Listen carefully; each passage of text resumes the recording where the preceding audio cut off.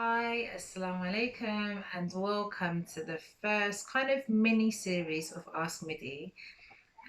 This is just one of those relaxed kind of sessions, just got my phone up, just going to just talk and just really just go through a few questions that some people would like to know answers to.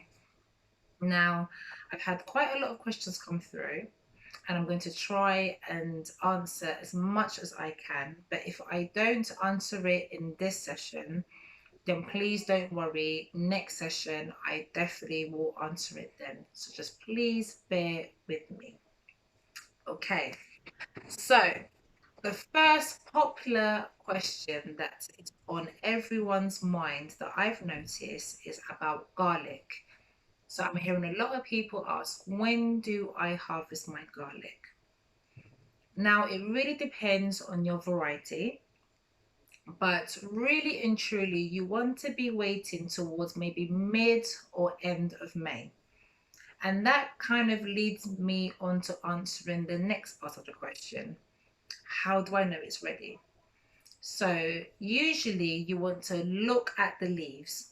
Now, as garlic is growing, you're going to notice it has kind of shoots, and that's how it grows taller and taller. So each shoot that you see that comes out is actually the equivalent of one bulb. And as it gets towards the end, you're going to notice that the bottom leaves starts to kind of dry out and it starts from the bottom and makes its way towards the top. Now, some people actually start panicking, thinking that their plant is dying. But actually, the leaf or that particular leaf indicates that that bulb is done. So when you're seeing a lot of kind of dried, kind of crunchy yellow leaves, and it's starting to look a bit floppy, then you know that, okay, I think my garlic is ready.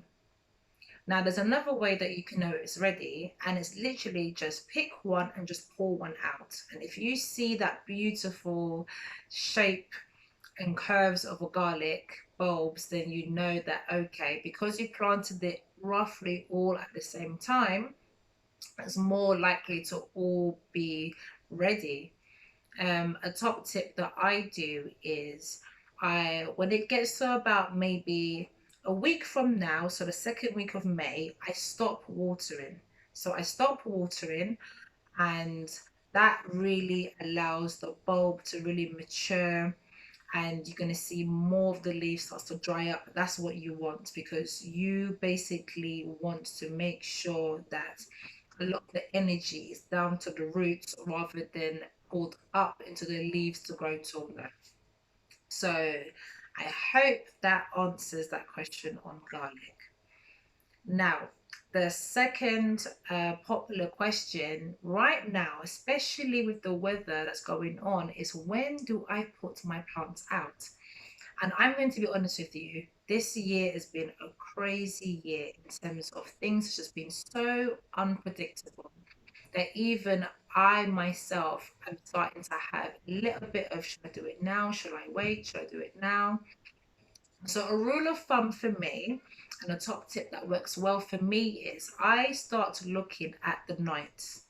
If the nights is still in the single digit or minus, then obviously I would not I would hold back of like planting, especially if it's like tomatoes or cucumbers.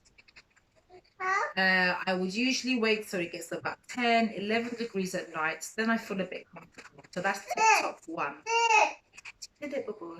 So my baby's in the background. The second top tip that I would usually do as well is I will see how my plants is reacting to it being outside during the day. So if the days are not that warm, then I would tend to hold it off a bit. So right now, if I'm honest, I'm not even putting my plants outside during the day because it's so windy, and with the cold chill, it can damage some plants. So I'm still holding it off. And yes, I'm in the same boat as you, where my all of the window sills, they're all chock block, and you've got this huge plant. But I would rather just wait a couple more days or weeks than put them out, and all of that hard work nurturing that plant from seed is then basically wasted because it gets killed by the frost or it's too cold. So again, I will hold off. There are a couple of plants that are not too bad. So if it's stuff like maybe spinach or broccoli, these are plants that I say are cool weathered crops. Those are the ones that I don't mind leaving outside, for a few hours before bringing back in. Okay, and then now another popular question again is, what do I plant? What do I sow? What is beginner friendly? So for me personally, what I would consider beginner friendly is lettuce. Lettuce is a very good beginner friendly thing to plant. Not only is it's because of the weather, it's more of a cool weathered crop, so it's more forgiving. And you don't have to wait too long before you can start harvesting. So you can harvest it as baby leaves, or you can wait for it to get that lovely round full head. So that's the first one. The second thing that I think is really good beginner friendly crop is peas, or any kind of French beans or peas, any of that kind of legume family, because all you have to do is just put the seed in the ground, you know and put the stake in, and then just it would know what to do naturally. It would do its thing. And again, it's very forgiving as well, and you kind of see instant results, which is really good. Another third crop that I would really recommend is radish, especially for children. They want, as soon as they put the seed in the ground, they want to see instant results. So a lot of radishes only takes about maybe 30, even some 20 days to the point where you can start harvesting. So I think kids especially love, radishes because again, they don't have to wait too long and it tastes really nice, depending on what dish you want to cook. And the final one, which is my favorite, is pumpkins, or anything from the squash family. So you're saying pumpkins, you're saying butternut squash. Those are really, really beginner friendly because, again, you don't have to do too much. It's literally just planting a seed in the ground or starting from pots, plant it out, and then you just watch this beautiful vine just comes to life. And at the end, you get pumpkins, as big as my head, which is just amazing. It's great again for kids. The pumpkins really stores for a very long time.